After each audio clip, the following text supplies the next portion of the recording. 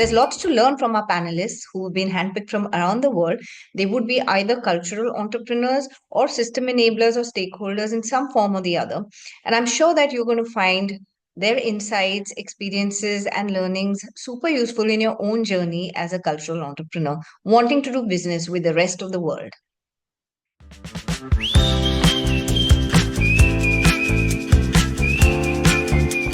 So just to speak about what am I doing right now, I am a researcher at University of London under visual and material anthropology, and my research thesis is about kinship in Punjab through visual and materials. But I started Cocoa and Jasmine about 7 to 8 years ago, and for larger understanding, it's a print magazine. We print annually. It's advert free, but it's about global cultures. It's not just about Punjab. And covers various anthropological themes.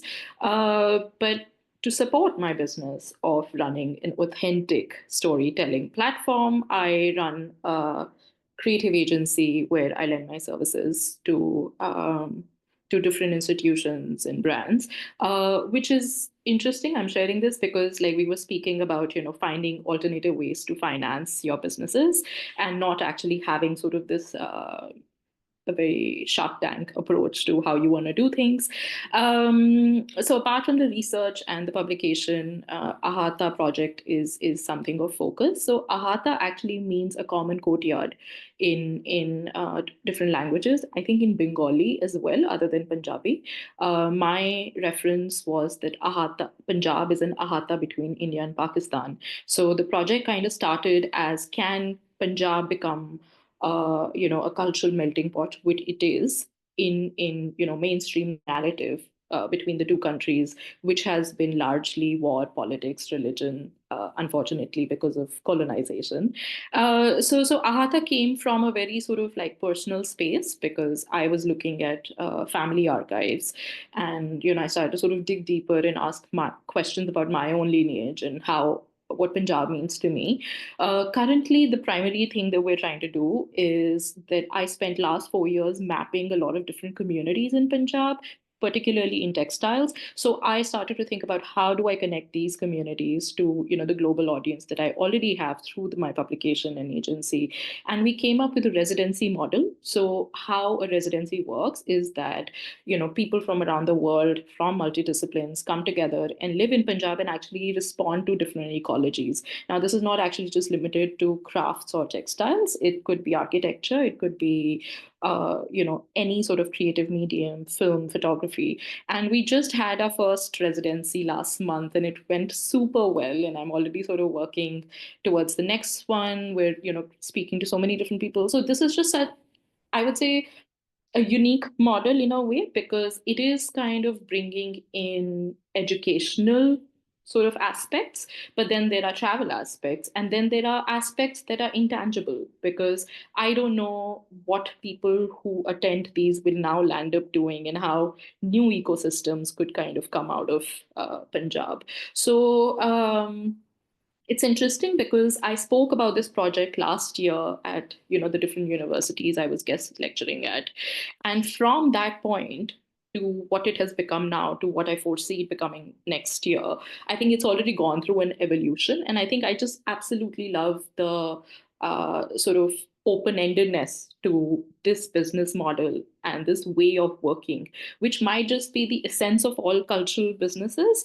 So yeah, I just kind of wanted to like highlight that, because sometimes being a cultural entrepreneur also means you're very intimidated by certain terminologies and business plans and strategies, and just not having that has worked in my favor.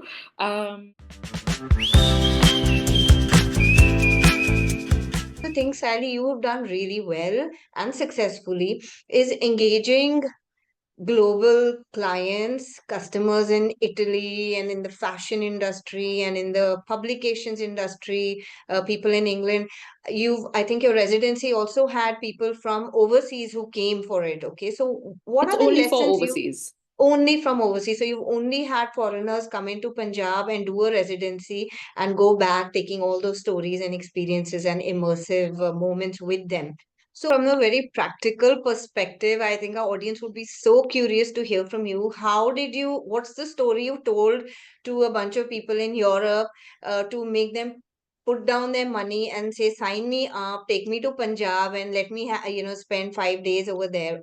What was it? What was the approach? So the residency was 2 weeks, and next time we're going to do 4 and 6 weeks. So the commitment needed from the attendees was a long sort of commitment. I don't think that they were interested in Punjab for the stereotypical image that Punjab has globally. They were one, I think they believed my concept because they knew Cocoa and Jasmine. Two, I think because they didn't actually enough know about Punjab. Like people know enough about Rajasthan, people know enough about, I don't know, Kashmir or Kerala. So there is this curiosity. And the reason we chose to do a residency and not a travel program was because we wanted applicants who are interested in the themes that we're going to cover in the residency than the destination itself.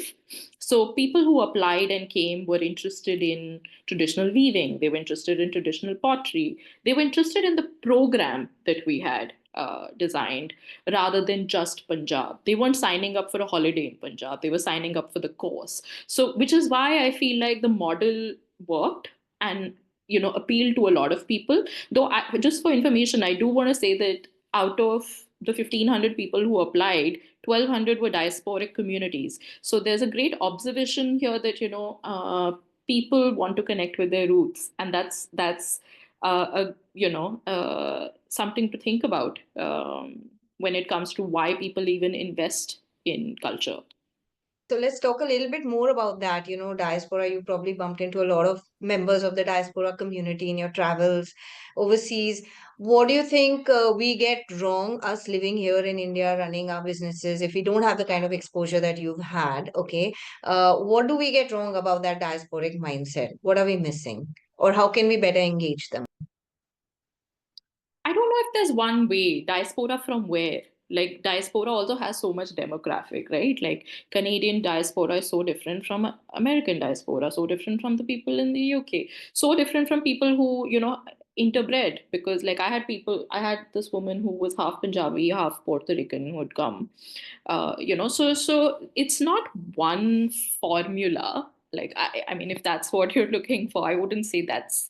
But I think being a listener has helped. Being a listener about their curiosities of how they connect with Punjab, what are they interested to know, and what is their personal connection to land, uh, and kind of being open ended to that. I think, like, just to give you an example, the conversation I had with Manjot Bent, who's sort of like a cultural journalist in Vancouver.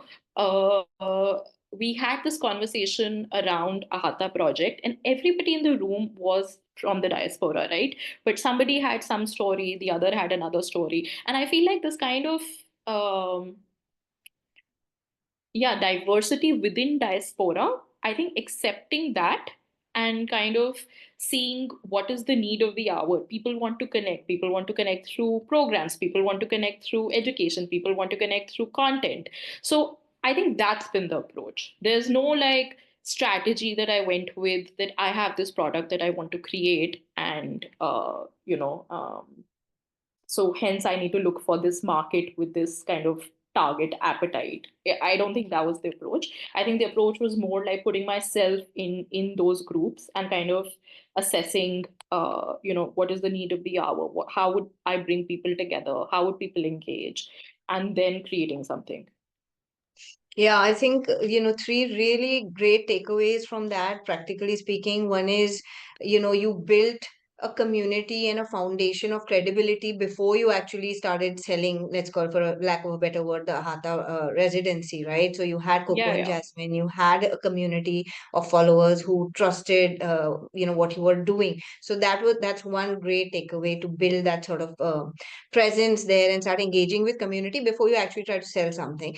And secondly, I think you Yeah. spoke about the product itself. Okay. It's not about, say, if it's tourism, it's not just the destination, it's the whole immersive experience. It's the whole behind the scenes, engaging people with the behind the scenes process of even making, say, handicrafts, if you're trying to sell handicrafts. These two, plus what Sayali said about listening, keeping an open mind, and not trying to box diaspora and make assumptions about them, but really to listen and understand what their expectations are before trying to pitch either a business or an investment opportunity or a product or service to them. I think these were three really great takeaways. If there's a traditional cultural entrepreneur, say they are, want to sell pulkari jackets, or they want to sell juttis or pottery from here, or weed bags, the grass and reed typical that we find in Punjab, those bags. What's the gaps you're finding in product market fit there, having worked with companies like Good Earth and stuff like that, and what's needed to bridge? I would insist on two, three things. One, uh, innovation in the product, right? Like, because I think that's a problem with the craft sector in general. How many of the same embroideries can I keep buying? So do you have like an innovative idea that sets you apart? And this innovation can be in technology, it can be in design, it can be in your story too, right? Like, does it have something that's different from people that are already, in the market? So are you adding value? So I think it's very important to ask that question in any cultural business. What value are you adding? Because there's also already too much of everything. So I think that would be something that's very important. Second would be, I think, how ethical are you? And this is such an open-ended term, but I do think that, like, are you actually collaborating with communities, or has it just become like the same sort of workshop model where they are working for you? So in craft communities specifically, I feel like when it comes to working with craft communities, it's very important that you are truly engaging with them, taking their sort of input in your business and your product. And I feel like in the long run, that really is important in your storytelling, in your brand building, in your, like, kind of, even like brand stakeholder, they are your brand stakeholders. So businesses who are just commissioning projects to craft communities, I feel like then it just becomes a fashion business, whereas it's a cultural business when you are actually bringing those communities into the picture, uh, in a sort of like larger ecosystem. Does that make sense? I mean, so I feel like with Ahata specifically, there's actually a design aspect to it as well. We've actually worked with a few designers in California to create home collections with Punjabi textiles. So it was really important for me that the identity of the textile is not massively changed in the end product.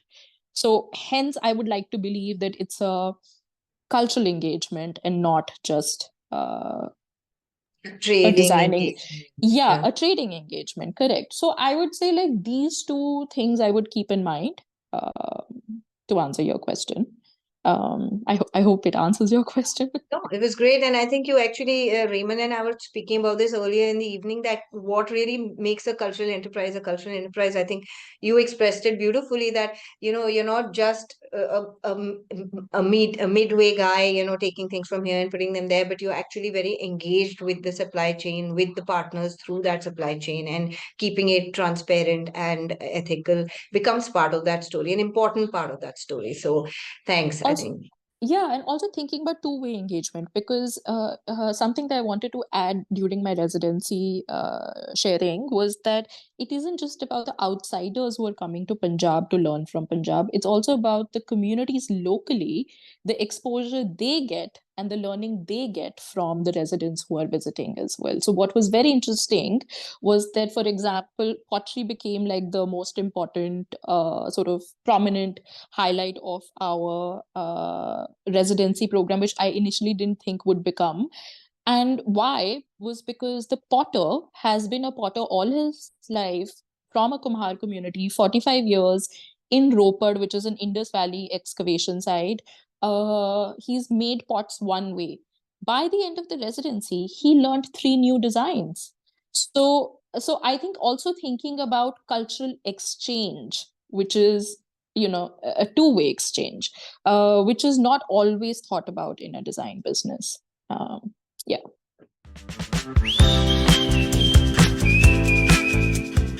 I have been thinking a lot about my own business, and it's come to a point where it either scales up a lot or it stays where it is. And I've actually been thinking about, how certain businesses choose to be consciously small, because scaling up is not always the right answer.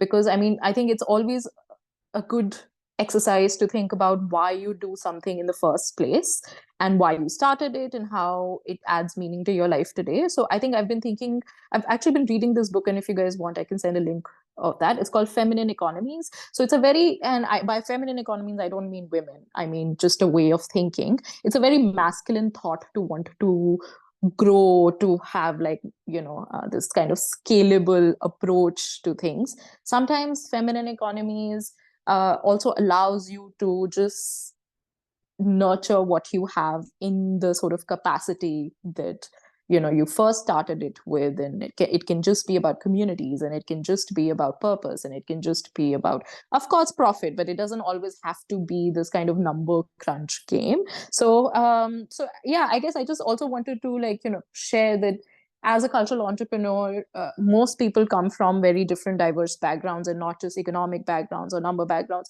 So it's okay to not want to grow in a certain way necessarily. Sometimes the growth is not linear, but it's circular. So to just think about circular growth and not linear growth. I think I would leave with that.